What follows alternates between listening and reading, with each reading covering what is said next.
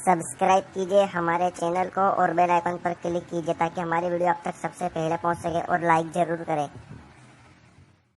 इन्हीं दिनों में हम शरीयत को जितना पामाल करते हैं शायद किसी और दिन पामाल करें। माह मुहर्रम के अंदर मुसलमानों की बस्ती में ढोल पीटे जा रहे हैं, मुसलमानों की बस्ती में ढोल बज रहे हैं। अगर मस्जिद का इमाम मना करे तो सारा मोहल्ला मिलकर के ट्रस्टियों के पास आता है, मुतवल्ली से कहता है उस यजीदी को बाहर करना वरना हम उसके पीछे नमाज नहीं पढ़ेंगे। क्यों भाई, ढोल के खिलाफ कहने वाला यजीदी कब से हो गया? मैं ये बात जो है वो आपके सामने दिल्ली वालों, महबूब इलाही की जमीन पे बसने वालों, कुतुबुद्दीन बख्तियार काकी की जमीन पे बसने वालों, शेख अब्दुल्ला मुहद्दिस दलवी की जमीन पे बसने वालों, 22 खाजाओं की चौखट पे बसने वालों, ये बात मैं शुक्र के तौर पे कर रहा हूं। वल्लाह मैं वो सैयद नहीं हूं कि कस्में खा करके अपनी सियादत की भीख आपसे मांगू, लेकिन सिर्फ इतना कहना चाहता हूं, ला इलाहा इल्लल्लाह, झूठों पे अल्लाह की लानत है। मैं हसनी हुसैनी सैयद हूं, अल्हम्दुलिल्लाह रब्बिल आलमीन। लेकिन आपसे कहना चाहता हूं, अगर आलिम मस्जिद का ढोल के खिलाफ तकरीर करे, आप उसको यजीदी कहते हो,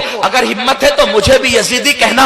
मैं हसन और हुसैन की औलाद में हूं, अल्हम्दुलिल्लाह। लेकिन आपसे बस इतना कहना चाहता हूं, इतना पूछना चाहता हूं, आप ढोल बजाने को हुसैनियत तसव्वुर करते हैं, आपसे पूछना चाहता हूं, आखिर खैमे हुसैन में ढोल कब बजा था?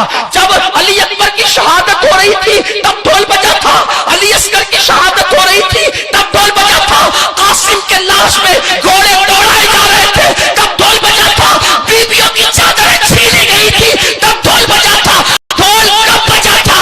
जालिमों, जिनकी शादियों में ढोल नहीं बजे उनकी शहादतों पे ढोल कैसे बज सकते हैं? आप अपने आप को ढोल बजाने को हुसैनी तसव्वुर करते हो।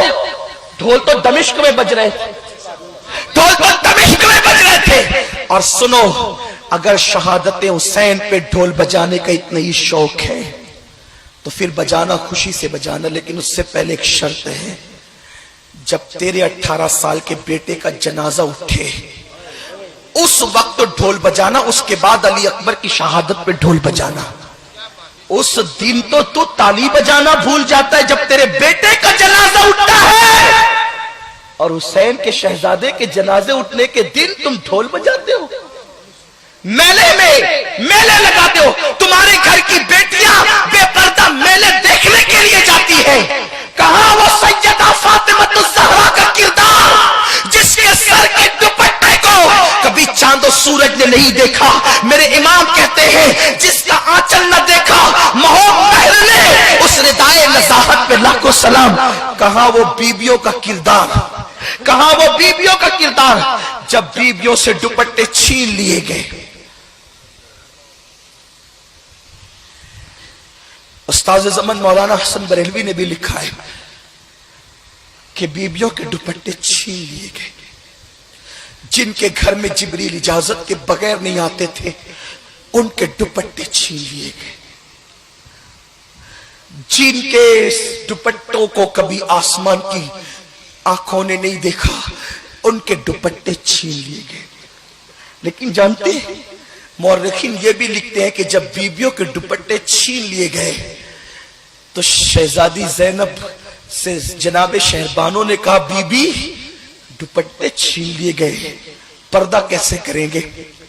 तो बीबी ज़ैनब ने कहा था, ए नबी के घर की बेटियों और बहुओं, कल तक दुपट्टे से चेहरा छुपाते थे, अब दुपट्टे छीन गए हैं तो कुदरत ने तुम्हें बड़े बाल इसलिए अता किए हैं कि अपने बड़े बालों को पीछे से आगे की तरफ कर लो और अपने चेहरों को छुपा लो, अपने चेहरों को छुपा। उस दिन तुम्हारी बेटियां मेले देखने जाती, हुसैनी हो तुम्हारी बेटियां उस दिन नाच देखने जाती, तुम्हारी घर की औरतें बेपर्दा घरों से क्या गुजरती होगी इमाम हुसैन के दिल पर।